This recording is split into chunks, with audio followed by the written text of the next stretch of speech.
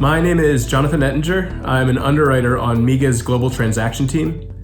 MIGA is the arm of the World Bank Group that promotes direct investment in member countries through political risk insurance and credit enhancement. We're very happy to be joined today by Ricardo Mora from Goldman Sachs.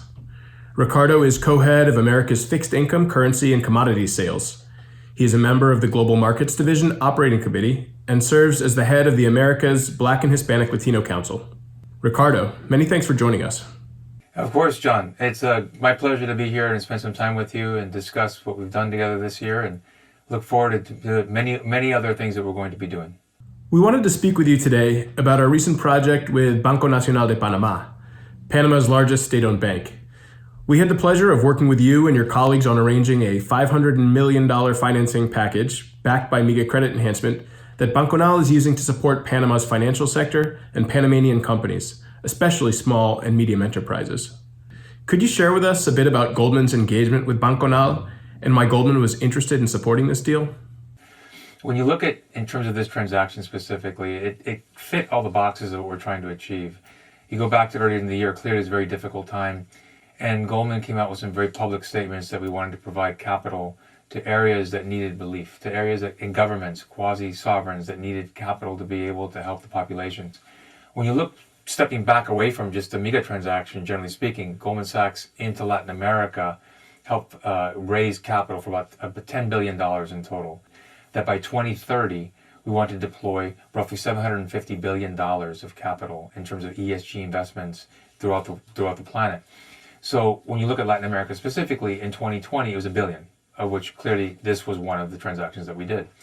And when you look at our commitment in terms of how we're going to go about that process, we have to work with the multilaterals. And in that backdrop, MIGA is a very important partner. And as we'll discuss in a few moments, the process in terms of us being able to work together was very key in the backdrop of a very difficult time. Now, MIGA is increasingly trying to use our products to bring capital from institutional investors into emerging economies, and this project was an important case study in that. Could you explain a little bit about how Goldman accesses institutional investors on transactions like this one and what the benefits are for the borrowers? So when in terms of the process of this transaction, and generally speaking, our reach, if you will, it's a global reach. So when you look at the Panama and how it's going to access capital, it can be done locally, it can be done within Latin America. Our process could involve that, but it's a global outreach. So in this process, we accessed 50 institutional investors, spoke to them, discussed the transaction in general terms initially, and then that led to a drilling in to be able to get the type of feedback that, as you recall, John, we were able to work back together with our teams. And when you put that together in terms of feedback from an investor that perhaps could be in Asia or an investor that could be in Europe that would not see this, then that's the secret sauce, if you will, is being able to work with these investors on your behalf as the issuer and getting the cheapest type of financing that we can put together. And how did you garner interest from institutional investors in this deal? And as a follow-on to that, how do these institutional investors view MIGA and MIGA cover? When you have investors that are trying to get the best favorable capital treatment, that was very important for them to see that it was a MIGA guarantee. That's one.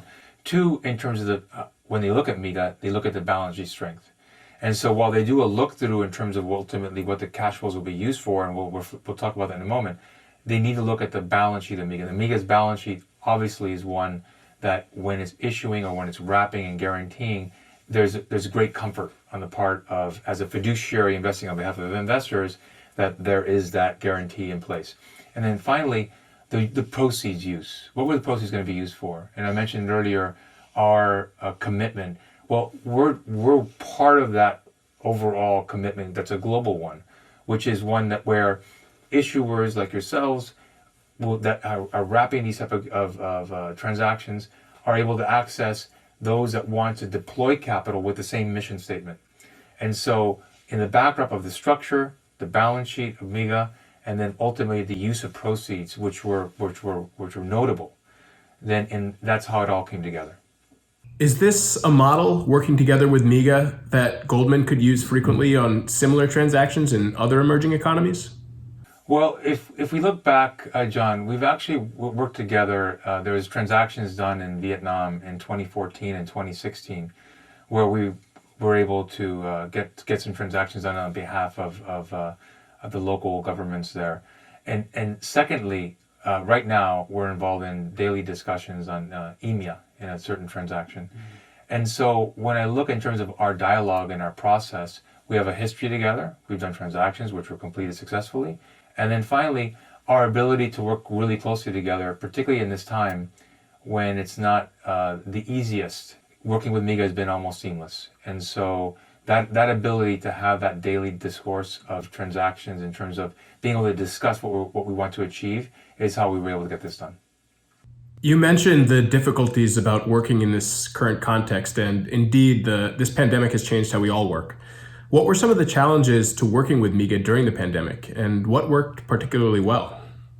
What I saw in the teams and what I saw in terms of both on the MIGA side and the Goldman side was a very quick pivot to how we're going to work together. And so if now Zoom seems like it's synonymous in all our vocabularies, but back then it wasn't. And so we had to go from our meetings in person to then a Zoom meeting to then communication. We had to now go on a virtual tour, if you will. And we had to then, our investors at the same time were learning how they were going to then understand the capital markets. It wasn't just a straight issuance. It was one that they had to understand use of proceeds, the guarantee, how this was being constructed, why we were doing this. And all that had to be explained in a very different manner. So working together again, we were able to get this done. And could you tell us a little bit about how this transaction structure evolved over time, from early discussions with MIGA to the final form? Coming together in a virtual manner to come up with structure, to then be able to come up with the right format, to pivot quickly, to be able to say, okay, we're not going to do a loan, we're going to do a bond. And then more importantly, to agree that we were not going to get a rating, because we had that institutional knowledge that our institutions that we were dealing with, again, them acting as a fiduciary, they had to do what they would normally do, and typically they would ask for a rating.